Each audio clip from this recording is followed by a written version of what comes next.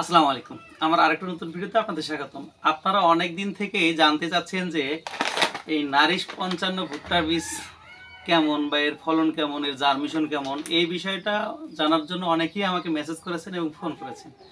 আসলে আমি আগে কিন্তু আপনাদের বলেছিলাম যে বিষয়ে আমার কোনো ধারণা নেই সে বিষয়ে আমি কখনোই আপনাদের বলি না বা আমি ভিডিও করি না। এইটা কয়দিন থেকে আমি রিসার্চ করা শুরু করেছি এবং সর্বশেষ এই বীজটাও আমি যাচাই বাছাই করার পরে কালকে আমি এটা অর্ডার দিয়েছি। এইটা মূলত বাংলাদেশে সবচেয়ে যে ফেসবুকে আমাদের পরামর্শ দিয়ে থাকেন সেটা হচ্ছে ফরিদ স্যার।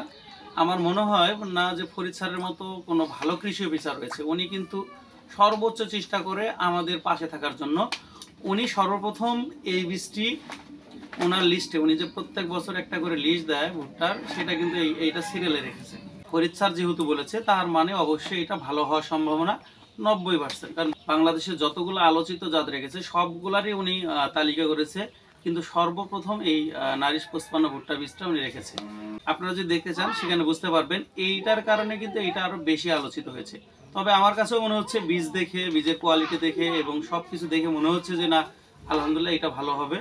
আমি নিজেও আজকে অনেকগুলা বলতে অনেকেই যে আগে থেকে আগ্রহ ছিল যে এই বীজটা কখন আসবে, আসা মাত্রই কিন্তু গতকালেই প্রায় আপনার ২০০+ প্যাকেট বিক্রি হয়েছে। মানে আগেই অর্ডার ছিল, তারা কিন্তু সাথে নিয়ে যাচ্ছে।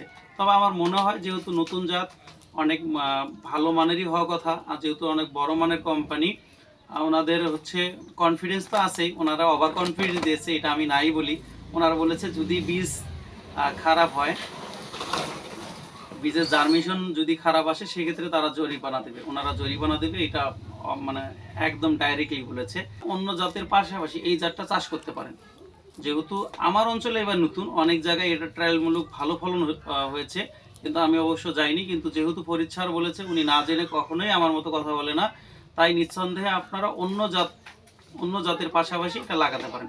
যারা হয়তো 33-55 ভুট্টাটা অরিজিনাল পাচ্ছেন না, বা জুবারস পাচ্ছেন না, বা আলাস্কা পাচ্ছেন না, যারা টপ লেভেলের ভুট্টার বীজগুলো এখন পাচ্ছেন না, তারা এইটা লাগাতে পারেন। আবার যদি ওগুলা থাকেও, পাশাপাশি আপনি এটা ১-২ কেজি লাগাতে পারেন। কি জন্যে? পরবর্তী সময়ের জন্য এটা খুব কাজে লাগবে। এটার গোপন পদ্ধতি হচ্ছে অন্য জাতের মতোই, আপনার সারি থেকে সারি দূরত্ব হচ্ছে আপনার ২২ থেকে ২৪ ইঞ্চি এবং গাছ থেকে গাছের দূরত্ব হচ্ছে ৯ থেকে ১২ ইঞ্চি। আর এইটার সময়কাল হচ্ছে নভেম্বর থেকে ডিসেম্বরের ২০ তারিখ পর্যন্ত এটা বপন করা যায়। আর এইটার গাছের যে ওনার আইডিয়া বা অন্য জমি থেকে যে আমাদের ফটোশুট যেটা দেখাইছে, সেটা হচ্ছে যে গাছটা হচ্ছে মিডিয়াম, যেমন তেমন ঝড় বাতাসে এটা পড়ে যাবে না।